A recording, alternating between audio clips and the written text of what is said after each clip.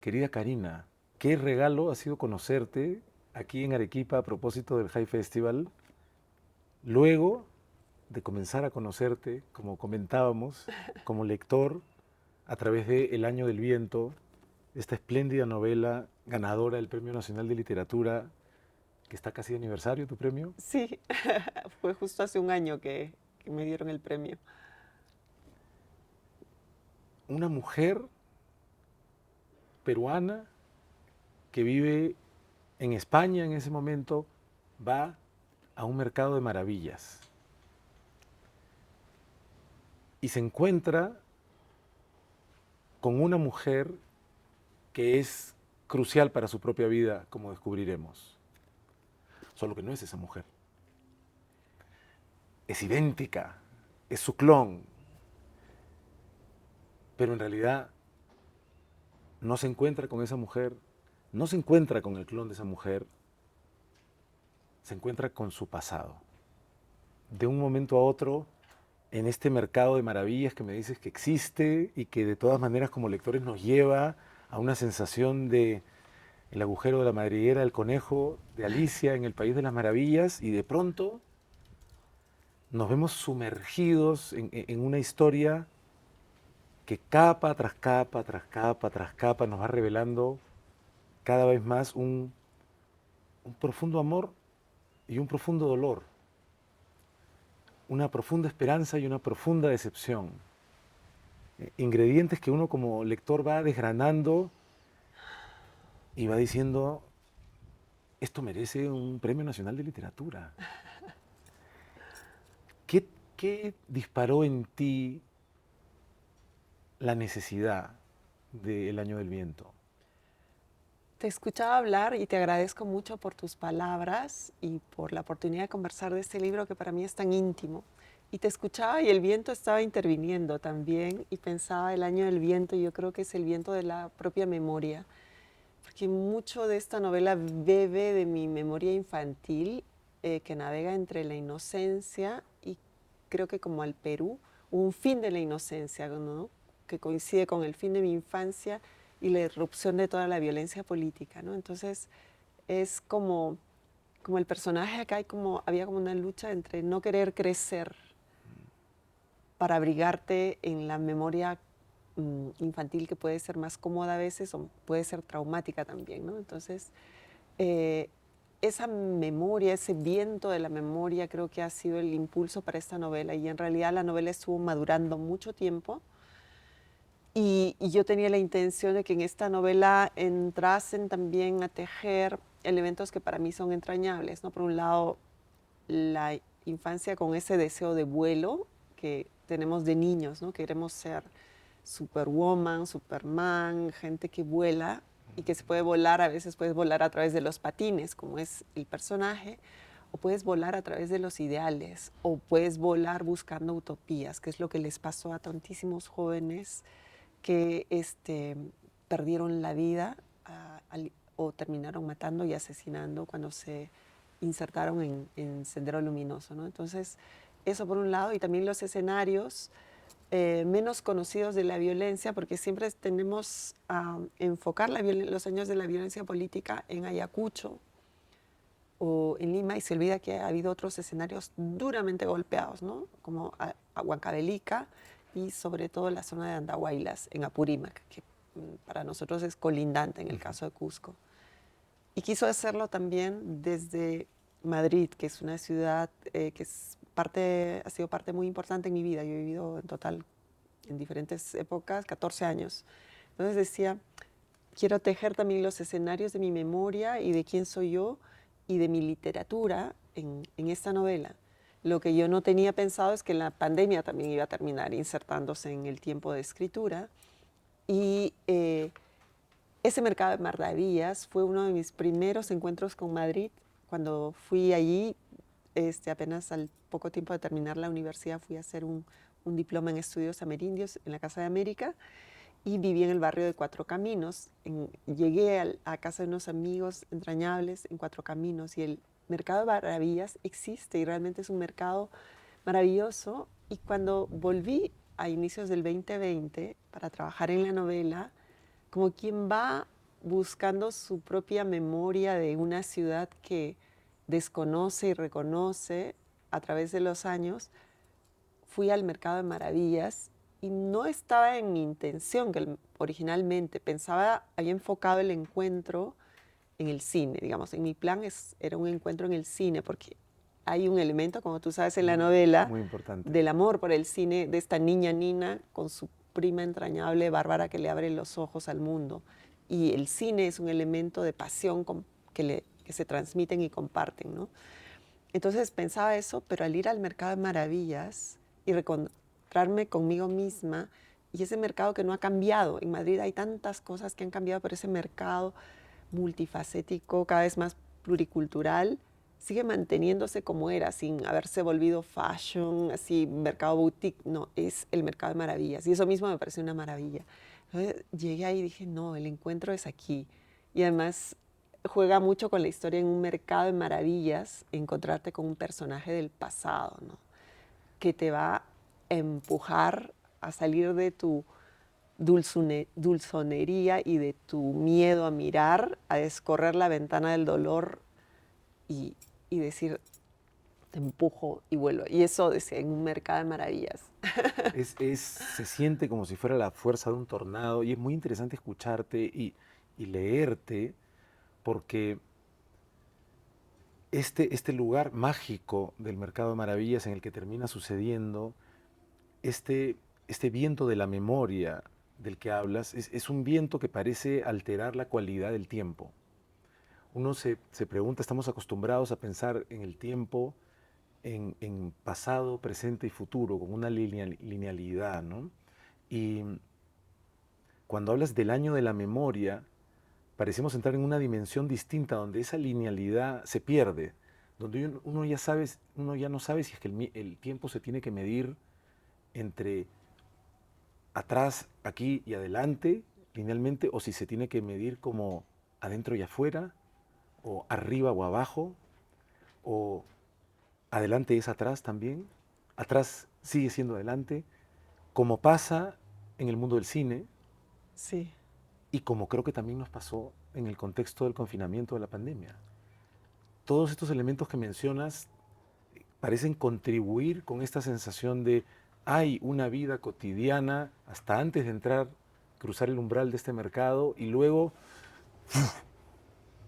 sí, ¿no? Y vuelven Bárbara y vuelve Bernarda y esta niña Nina nos comienza a presentar este universo y pareciera que no es tan fácil aproximarse a la memoria del dolor, a la memoria del conflicto de otra forma, ¿no? sí. Por eso en el texto, el tema del tiempo, se habla del tiempo y el no tiempo, porque el tiempo es no tiempo. ¿Qué es el tiempo, no? Hay cosas que, amadas, traumáticas, felices, que cuando tú las recuerdas es como que estuvieran transcurriendo en ese momento y tu yo antiguo estuviera a veces conversándote, ¿no? Y en ese tiempo dramático del confinamiento, donde nos hicimos tantas preguntas y donde nos tocó habitar un mundo que estaba de cabeza, porque todo lo que pensábamos que no podía pasarnos en esta vida, que parecía futurista, estaba pasando, y al mismo tiempo, desde ese tiempo, hablar de ese tiempo muy previo e inicial de la violencia, cuando nadie entendía, digamos, desde las ciudades, la gran mayoría del Perú no entendía qué estaba pasando, ni siquiera se le prestaba atención, hasta que ese tiempo se tornó también de cabeza, ¿no? Entonces, eran como dos tiempos de cabeza conviviendo en la memoria de la narradora. Y ese no tiempo creo que en general, además, más allá de la novela, nos tuvo, al menos durante 4, 5, 6 meses y todo un año o dos, en el caso del Perú, como haciéndonos preguntas, preguntas que teníamos que hacer. ¿Cuántas cosas no hemos resuelto? ¿Cuántos desafíos, reflexiones que deberíamos haber hecho del tiempo de la violencia no nos hicimos? Y volvíamos a tener tantos muertos digamos, tanto olvido y tanta negligencia respecto al cuidado mutuo que deberíamos tenernos y que evitaría tantas tragedias, ¿no? Es tragedia, tiempo y no tiempo. Y claro, en la memoria creo que a todos nos pasa, solemos idealizar episodios. sobre todo los episodios que nos hacen sentir puros, lindos. La infancia es uno de los episodios que solemos idealizar, pero la infancia probablemente está cargada de sombras, ¿no? Pero nos gusta creer que fuimos inocentes, pero no, siempre ha habido esas sombras y al cabo del tiempo, claro, van pasando los años, uno va cumpliendo más años y suele idealizarse e idealizar más ese tiempo que fue pintado como feliz. Y en la novela, claro, se aparece esta suerte de fantasma para decirle Bárbara ha muerto. O sea, y tú nunca te has hecho las preguntas, simplemente te has conformado con una idea de feliz o no trágica de qué pudo pasar con Bárbara. Y entonces ahí es el recordar y el intervenir de otras voces que van a terminar de empujar al personaje a confrontarse. Comentabas, Karina, que los muertos mal enterrados siempre regresan. Y no estamos hablando solo literalmente de muertos mal enterrados, sino de todo aquello que no confrontamos.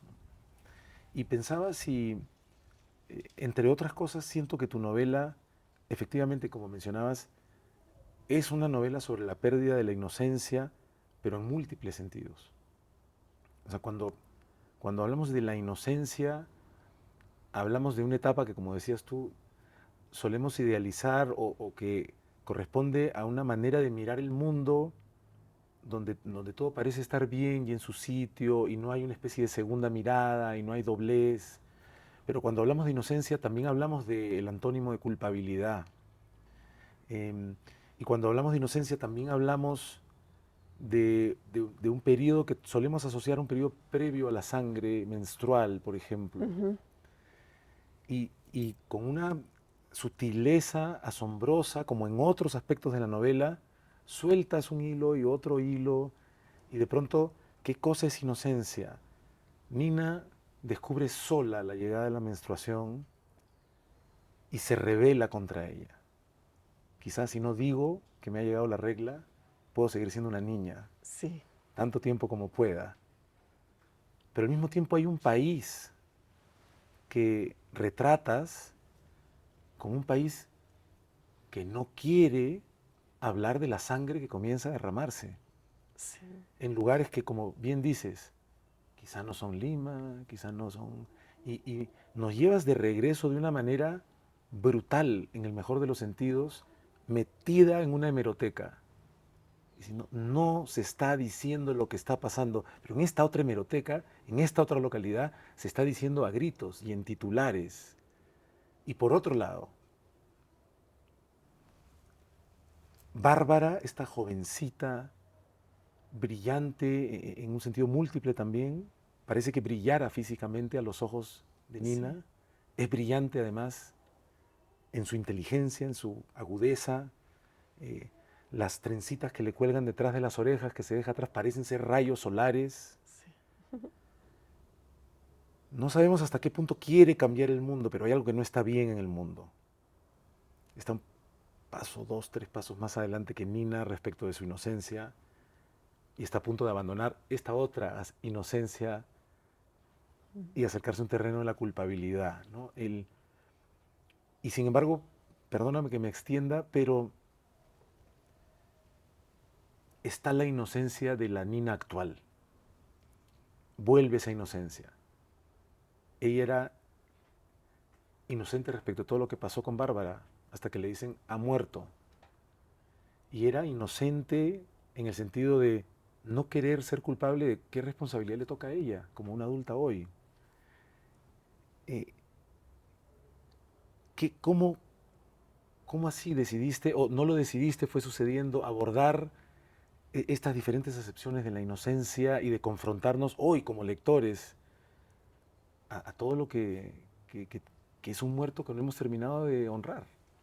Sí, y, como dijiste, y siempre me viene a la cabeza, y lo veo en la historia misma de la humanidad, no solo del Perú, los muertos mal enterrados o ninguneados o que no tienen los necesarios ritos de despedida, eh, pugnan o pugna en nuestro inconsciente el querer enterrar a nuestros muertos. Y es bien interesante porque una de las cosas que me fascinó cuando estudiaba antropología es que uno de los puntos que marca la conversión de los diferentes homos previos al Homo sapiens es que en el Homo sapiens empiezan a ver los enterramientos de cuerpos. O sea, es algo que está tan grabado en nuestro ADN milenario, eso de esto me hace humano, enterrar a mis muertos.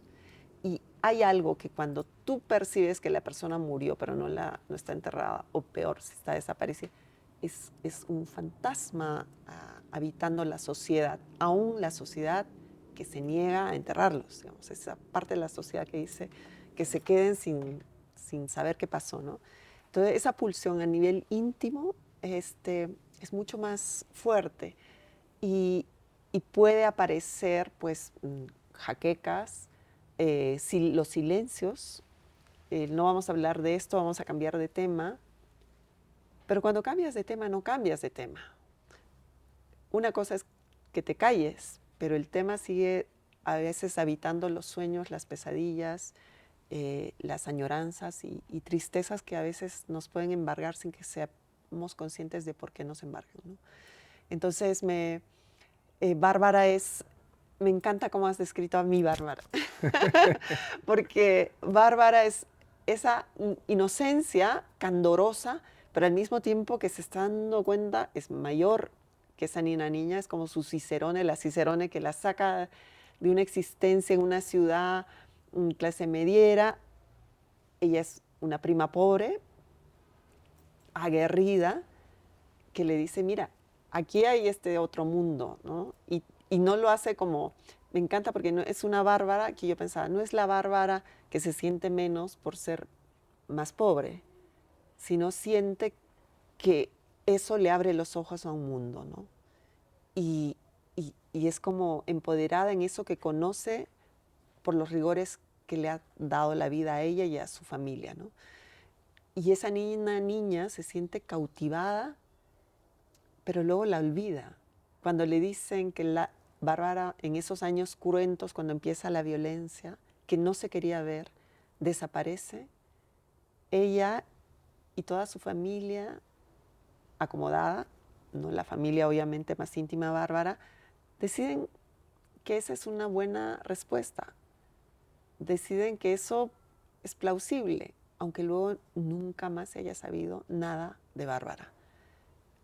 ¿Hasta qué punto la inocencia y la culpabilidad o la indiferencia contribuye muchas veces a las tragedias también, ¿no? O al gesto mínimo de vamos a enterrar bien a los muertos?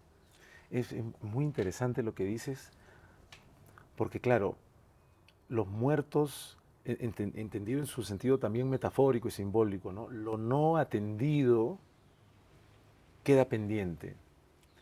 Y decir queda pendiente es literalmente decir que pende, que cuelga, Exacto. ¿no? Y si cuelga dentro de nosotros, no podemos pensar, no podemos operar. Entonces, te escucho y digo, claro, no podemos ser Homo sapiens si no atendemos aquellos asuntos que si se quedan colgando no nos van a permitir ser lo que somos. Y eso, tu novela nos hace sentir, no está restringido a la experiencia individual, alcanza también la experiencia Sí. colectiva, la experiencia nacional. ¿Hasta qué punto crees que seguimos teniendo este asunto pendiente? Es decir, creo que en realidad casi que te estoy pidiendo la respuesta con la pregunta, porque tu libro en realidad responde diciendo, vuelvo a esto, vuelvo desde Nina a la memoria, hacia donde no quería mirar, porque no estamos volteando a mirar lo suficiente y por lo tanto estamos condenándonos a que siga colgando sobre nosotros esto, ¿no? Y a seguir repitiendo cosas, porque digamos los años de la violencia política, ese informe de la Comisión de la Verdad, sobre todo las conclusiones, ¿no? Que nos hablan de un país tan eh, tendiente a la violencia y al autoritarismo, a pensamientos autoritarios y y al mismo tiempo a la normalización de la exclusión del racismo, que tenemos que combatir esto para evitar tragedias, porque no es que desapareció, sí, desapareció Sendero Luminoso, puede haber algún remanente que otro por ahí, pero el dolor, las heridas que genera la exclusión, que genera no enterrar a esos muertos, o sea, todavía hay como 20.000 cuerpos desaparecidos que están sin enterrar, eh, y al mismo tiempo el enterrar la atención a cómo curamos a una sociedad enferma patológicamente de racismo, de exclusión, de no mirarnos como iguales en nuestras múltiples diferencias, ¿no?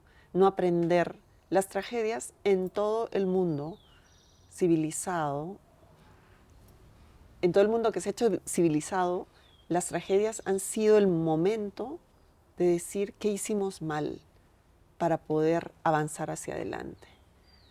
La Europa que tanto admiramos salió de unas hecatombes de guerras donde se han matado por millones y no podría ser la Europa que admiramos hoy, con todas sus falencias, si no hubieran llegado a un punto de horror, de decir, o solucionamos las raíces de este horror, de estarnos matando de esta manera, o vamos a seguir matándonos el resto de la vida. Nos condenamos, claro.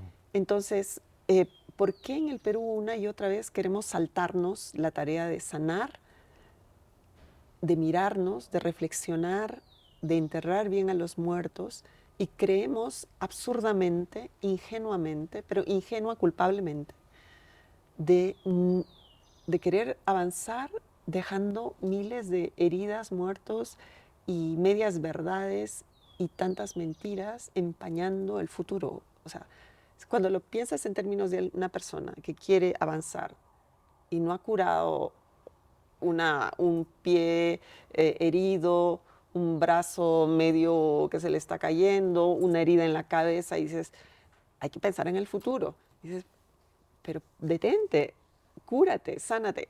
Pero eso a nivel colectivo no lo estamos haciendo y eso es indispensable. Y bueno, no era la reflexión que yo quería marcar en la novela, pero sí, de algún modo, a través de este tema del pasado y el enterrar a los muertos y mirar para, incluso a nivel personal, poder avanzar, eh, era lo que latía también en la idea de esta novela.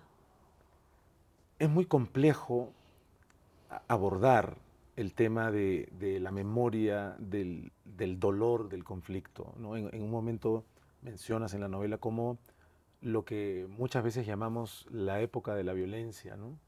Eh, en zonas tan golpeadas, más golpeadas, recurrentemente era bautizado más bien como el tiempo del miedo. Y parece ser una diferencia semántica menor y no lo es en No lo es en absoluto. absoluto.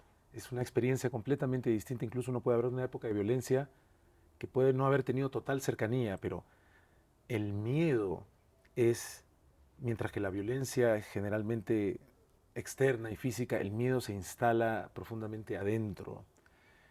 Y creo que tu elección de tratar de abordar este tema así de difícil al interior de una familia, al interior de una relación de admiración, es al mismo tiempo un desafío interesantísimo, pero también una manera de reconocernos como humanos en, en todos nuestros ámbitos, en nuestra oscuridad, en nuestra solidaridad, en nuestro amor.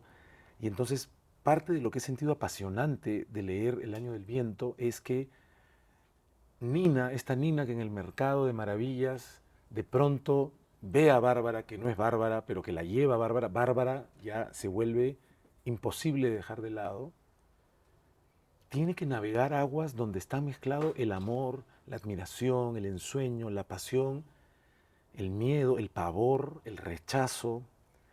Y, y creo que eso constituye una manera muy humana de abordar un tema que generalmente deshumanizamos primero para poder abordar, ¿no?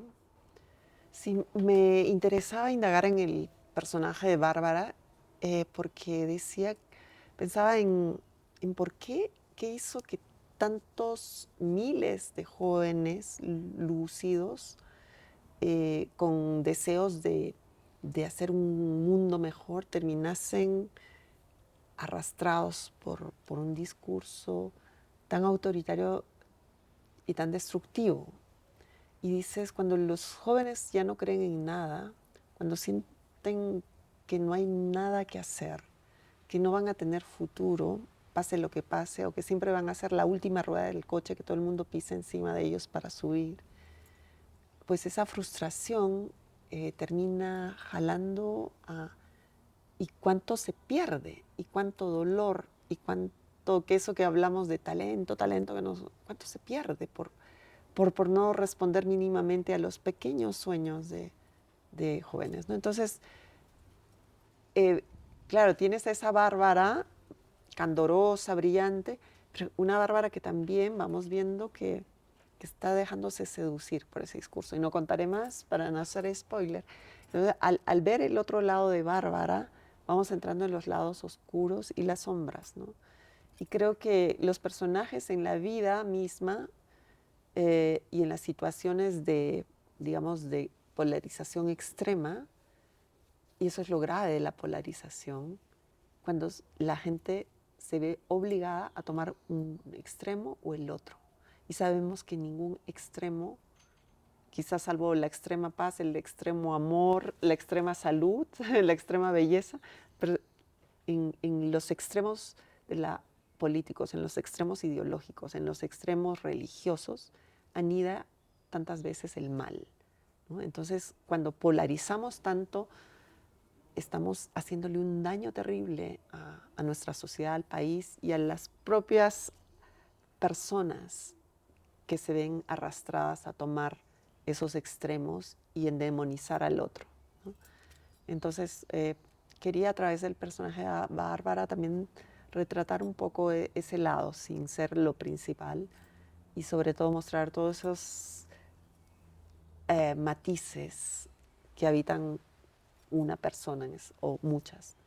Y Nina, porque El Año del Viento es también como una novela de detectives, porque desde ese primer encuentro y desde la pregunta ¿qué pasó con Bárbara? Y la respuesta Bárbara está muerta, se comienza una investigación que además impulsa una y otra vez a Nina en sus diferentes viajes a buscar a diferentes personas, a buscar testimonios, y también genera sensaciones de suspenso y de, yo lo llamaría algo así como falsos arribos, ¿no? Parece que, ahora ya entendimos, y de pronto aparece un hilito que dices, ¿cómo? Y se comienza a deshilachar todo, y es muy eh, dinámico, y en ese sentido es muy estimulante la lectura. Pero además de esto, parte de este impulso detectivesco de Nina, además de buscar personas y testimonios, la lleva también a hemerotecas. Y de pronto es otra manera de abordar la memoria. No la memoria solamente de lo que recordamos, sino de pronto viajar al pasado en estas máquinas del tiempo que son las hemerotecas y de pronto ver el periódico del día de hace 4 décadas. Y mencionas cosas muy interesantes ahí además, independientemente de lo que Nina va descubriendo, hay un país que se pretende informar a sí mismo con múltiples cegueras, ¿no? Sí, sí, o sea, por un lado, yendo a la primera parte de la pregunta, si a mí cuando escribo me gusta eso de generar intriga en el lector y conmigo misma, ¿no? Son pequeños desafíos, aunque sé por dónde voy, hacia dónde quiero llegar, pero me gusta generar esto de que tensión, tensión de querer saber más sobre el personaje, sobre la situación, sobre qué pasó o sobre qué no pasó, para que el lector esté atento y también pensando, haciéndose preguntas, ¿no? Y eso es como gasolina para proseguir con la lectura y para mí también genera complicidad con quien vaya a leer la historia. Y por otro lado, sí, el tema de la búsqueda, ¿no? Para buscar un pasado que al final también ese pasado no solo te va a contar qué pasó con Nina, sino qué pasó contigo. Porque no solo es la persona ausente, sino la persona que es transformada en ese tiempo de la ausencia. Y claro, va a indagar tiene sus propias memorias, pero empieza a preguntar a otras personas que pueden contarle qué pudo haberle pasado y qué pudo pasar con los escenarios de la vida idílica con Bárbara y con la abuela Bernarda, ¿no? Un tiempo que ella ha idealizado casi a lo estilo Heidi, si quieres, ¿no? Pero también necesitaba la investigación en hemerotecas, ¿no? Entonces, el personaje, como yo hice para tener la novela, claro, en el personaje va buscando un poco. En mi caso, estuve navegando meses en hemerotecas para tener más claro el tiempo previo al inicio del conflicto armado interno del 80, pero estuve buscando desde el año 77 hasta el año 83. Y lo sorprendente, por un lado, paréntesis, pero paréntesis importante, en general, la calidad de los periódicos, las secciones dedicadas a cultura, a internacional, a opinión, eran muchísimo más ricas. Y mira qué paradoja que hoy que podríamos, que tenemos tanta más facilidad para hacer entrevistas, para dar espacios, para ir al teatro, para que se nos informe de las cosas sabrosas y que valen la pena, todo eso ha quedado tan reducido. Y eso nos reduce también la amplitud de la mirada respecto al mundo, respecto a nuestra propia sociedad y a todo el movimiento social y cultural que se puede estar dando dentro y fuera en diferentes zonas del Perú, ¿no? Pero lo que sí no ha cambiado es que la mirada centralista del Perú, ¿no? En la prensa nacional sigue tremendamente centralizada en Lima y lo estaba. Eso hizo que no se entendiera desde Lima, el centro de poder, qué estaba pasando en Ayacucho en esos primeros momentos. Ni siquiera se entendiera los peligros que asomaban en los tiempos previos, que estaban siendo de algún modo advertidos, pero no se tomó en cuenta. Y como sabemos, se dijo, son abigeos, son unos desadaptados, unos petardistas. En un momento dado, como se sabía que enarbolaban el discurso de la izquierda y empezaron a cometer barbaridades, la propia izquierda empezó a decir, no, son camuflados, es la CIA que nos quiere hacer quedar mal. Nadie entendía nada. Y no se prestaba atención a la cantidad de avances que ya iba teniendo Sendero Luminoso, ni caso prácticamente, ¿no?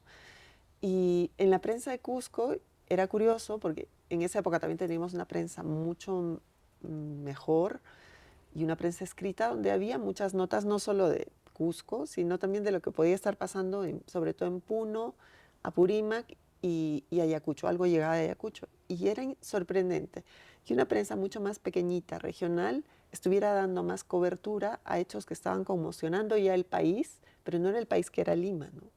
Lima ni enterados. O sea, empiezan las primeras notas, con excepciones, eh, en pocos periódicos y el 81, ¿no? Y cuando aparece El Observador, en esa época había también el Diario de Marca, El Observador, luego aparece La República. Recién empezó a ponerse más atención a todo lo que ya estaba viendo y también a cómo la represión policial estaba ya de manera indiscriminada, digamos, deteniendo a un montón de gente, haciendo que mucha gente del pánico quemara sus libros, ¿no? Por miedo a la represión indiscriminada que empezó a entrar. Y mientras tanto, Sendero seguía avanzando porque no había una respuesta, una idea de de qué cosa era, ¿no? Eso también nos habla de cómo el centralismo, que también es un centralismo ideológico, no solo político y económico, es tan dañino para el país, porque tú das respuestas desde tus prejuicios y estereotipos frente a realidades y problemas que pueden estar en las antípodas de lo que tú crees que es. Entonces, si das una mala respuesta a un fenómeno totalmente diferente, llegas tarde, respondes mal y haces que eso crezca. El viaje que nos invitas a acompañar a Nina es un viaje al pasado, es un viaje a la infancia eh, y es un viaje también a confrontar la verdad. Como decía, impulsado por una curiosidad profunda, también detectivesca, con una tensión permanente de responder una pregunta: ¿qué fue de Bárbara? Esa pregunta que es tan simple, que a veces nos hacemos: ¿qué fue de tal? Y que termina siendo una sensación de: ¿qué fue de nosotros? ¿Qué ha sido de nosotros? De cada uno de nosotros. ¿Qué ha sido de nuestro país? Y así como Bernarda, la abuela de Bárbara, reaparece con un lenguaje particular que a veces parece poético o onírico o enigmático, vamos regresando una y otra vez sobre la misma pregunta. Es como que la experiencia de leer El Año del Viento se queda colgando sobre nosotros en la medida que como lectores no nos animemos también a preguntarnos: ¿qué ha pasado en todo este tiempo? Es fascinante que desde un relato tan bien contado, de una historia que te tiene tan bien pendiente de lo que va a ocurrir, termines teniendo una sensación parecida como a verte en una superficie que no habías reconocido inicialmente con un espejo, y encontrar una imagen que quizá no necesariamente estás dispuesto a aceptar inicialmente, pero que también da la sensación de ser un ejercicio indispensable para poder liberar esas energías atrapadas, esas cosas pendientes. Me ha resultado verdaderamente fascinante leerte, conocerte, escucharte. Me he sentido muy orgulloso, muy contento de que, con todos los problemas que tenemos, nuestro Estado, nuestro Ministerio de Cultura haya reconocido este trabajo, y también a partir de él tu obra, con el Premio Nacional de Literatura, que es de la máxima importancia. Y te agradezco porque hayas compartido con nosotros este tiempo, y recomiendo muchísimo tu lectura y escucharte tanto en tu ficción como en los textos que compartes de otras formas. Así que, Karina, mis felicitaciones, mi gratitud, y ojalá que hasta muy pronto. Muchísimas gracias. En verdad, me alegra que hayas hecho esa lectura tan linda y tan sentida de esta novela, que es para mí muy personal también. Y se siente así, y se siente, Sí. se recibe también personalmente como somos habitantes de este territorio, ¿no? Y necesitamos mirarnos, necesitamos para, como dices tú, para poder mirar adelante. No vamos a poder si no hacemos el ejercicio, y encima a través de una lectura fascinante. Me alegro. Ojalá que Muchísimas hasta pronto. gracias. Gracias a Hasta ti. pronto. Gracias. Gracias, Mayurita, también. Gracias, Bella.